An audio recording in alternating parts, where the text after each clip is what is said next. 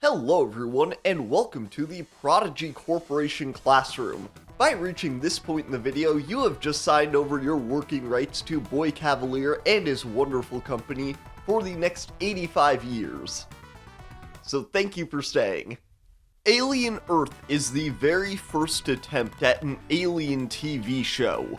Well, besides the IGN Alien Isolation web series, and the X-Files, I guess, and the Twilight Zone, and those alien shows on the History Channel, and that sitcom about a family being pissed that they adopted a very nice Muslim child and accepted him into their home. Thank you, Allah, for the Tolchuks.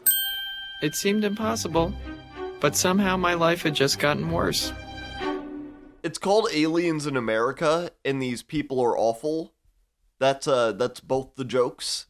Alien Earth is the first attempt at a real TV show set in the Alien universe. A high-budget, high-concept series set in one of my favorite film franchises.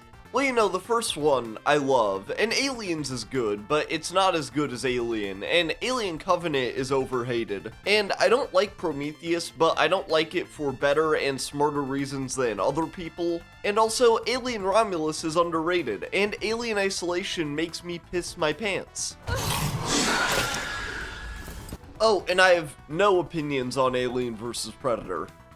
Never seen them, don't care. Even like 5 or so years ago, I would not have wanted this to be attempted. Alien is a series I'm pretty picky about, but I haven't really seen enough shows that try to look big budget that aren't lately. So I'm not really worried about that anymore. I don't watch stuff like Obi-Wan, so everything I've seen lately looks pretty good. Plus, you know, I do kind of feel like the world might be ending, so fuck it, make whatever. Alien Earth is set on Earth and in the Alien universe, a hyper-capitalist oligarchy nightmare without even the cool neon and cyberpunk like in Cyberpunk. Earth in the Alien universe is controlled by 5 mega-corporations. Weyland-Yutani, of course, as well as Dynamic, Threshold, Lynch, and our focus for this series, the Prodigy Corporation. There is a major technological boom occurring at the moment.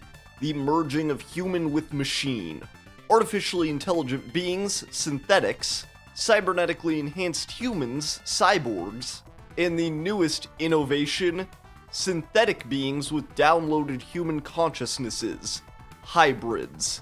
Courtesy of the Prodigy Corporation, the main plot of Alien Earth follows the first generation of these hybrids. Since adult brains are too rigid to survive the transfer to a synthetic body, the Prodigy Corporation puts the minds of children into these immortal superbodies.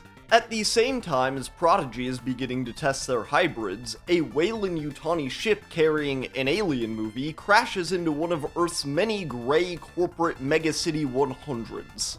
Alien Earth is a really well-acted show, with a well-paced plot and a lot of really great episodes. It's shot well, both in the ways it emulates the Alien films and in how it changes the visual style. It is also, however, a show with a weird, sudden, and just bad finale, and introduces some concepts to the Alien universe I'm not so sure I love. Like, why are the corporations evil, guys? What the hell? They're our friends. Alien Earth stars Sydney Chandler as Wendy, the flagship hybrid model for Prodigy, named after the character from Peter Pan, like the rest of her now adoptive siblings, the Lost Boys. Wendy is pulled in a few different directions this season, reconnecting to her humanity with her brother, being a weird computer weapon person for a megacorporation, or being Xenomorph Mother.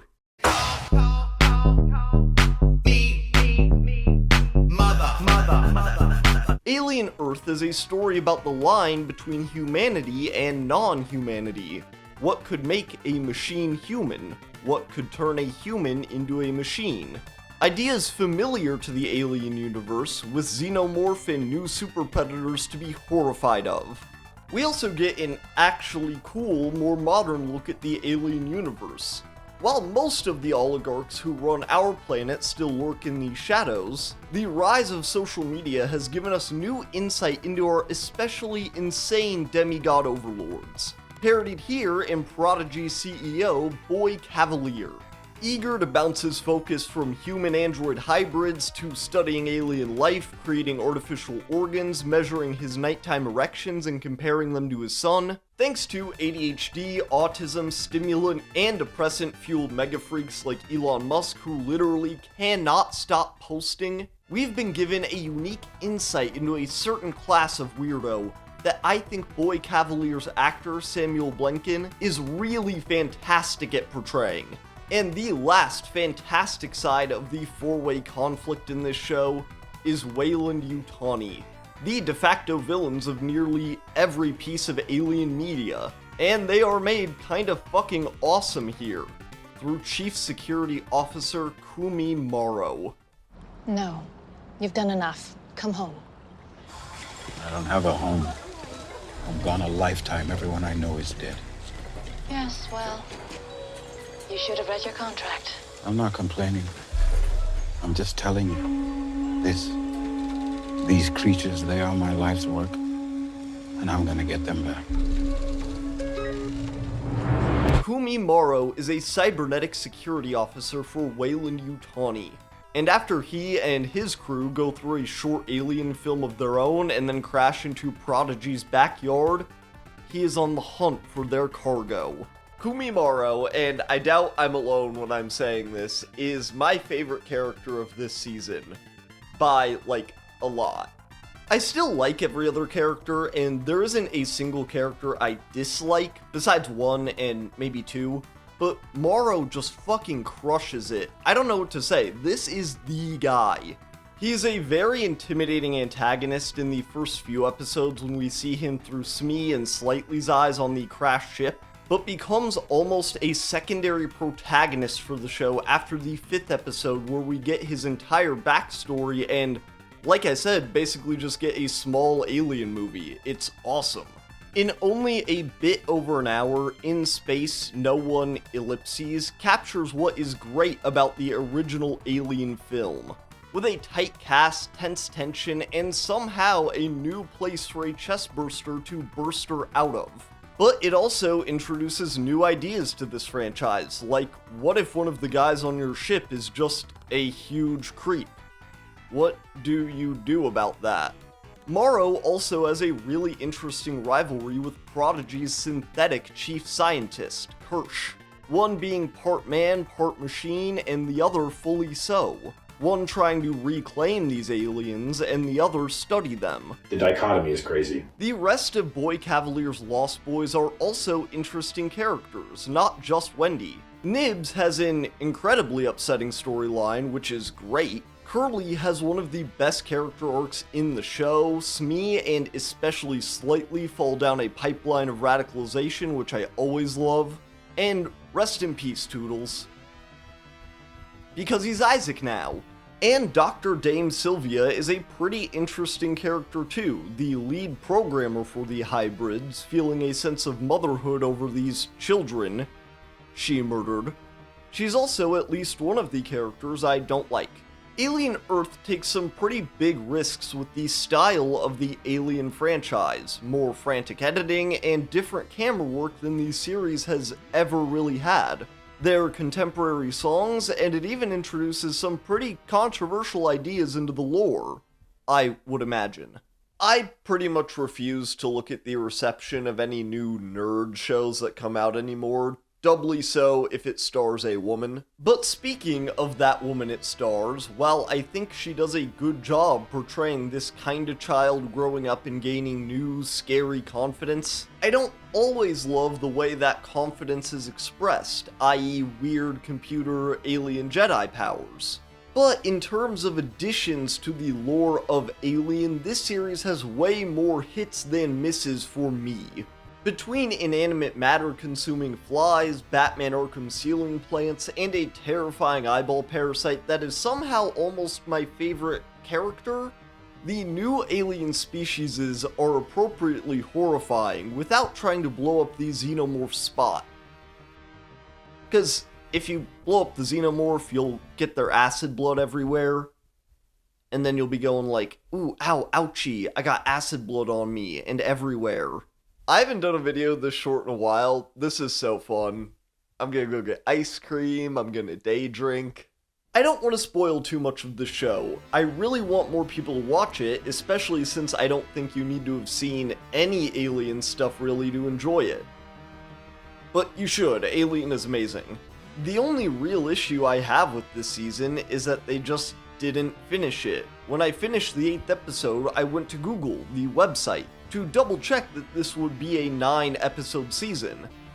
And then I triple checked and quadruple checked and the way you say 5 of these checked, because what the fuck was that? They didn't finish the thing they were doing with Dr. Sylvia, they didn't finish the thing they were doing with Morrow, they didn't finish the thing they were doing with Boy Cavalier, or Wendy's brother, or the Lost Boys, or Weyland Yutani, or the Eyeball Parasite, or anything. You don't need to wrap up every plot thread or answer every question in any season finale, but especially the first season finale. One of them would have been cool though. Alien Earth is not yet renewed for a second season, but this show was really popular, and I feel like it would be more expensive to cancel a show like this after 1 season than to do at least 2. I know nothing about business or TV or money, but I don't know, that feels right to me. So I do think that this show will be renewed for a second season. Hell, it probably already has been. And when it does, then I think this will be a great season of TV, instead of a good season of TV.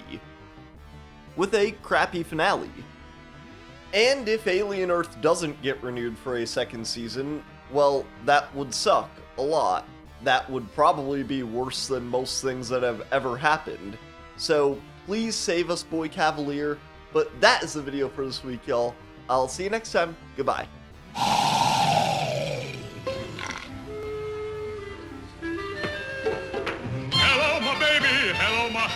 Hey everyone, thank you so much for watching that video. If you made it to this point, a double thank you so much. Yeah, I really liked Alien Earth. That finale sucked though. Like, I don't know, there are some like small, interesting things about like adulthood I think I've always looked forward to in my life, and like there's a small part of me that is like, oh, I finally was really disappointed by a show's finale while it was airing. But what I just shot for my collection this week is Absolute Wonder Woman, the first volume. What's it called? The Last Amazon. This by Kelly Thompson and Hayden Sherman, primarily, it looks like. I'm very excited for this. It's part of the DC Absolute Universe, obviously. Probably gonna read this, like, right now. And I really want to go do that. So, thank you so much for watching, y'all. I'll see you next time. Goodbye.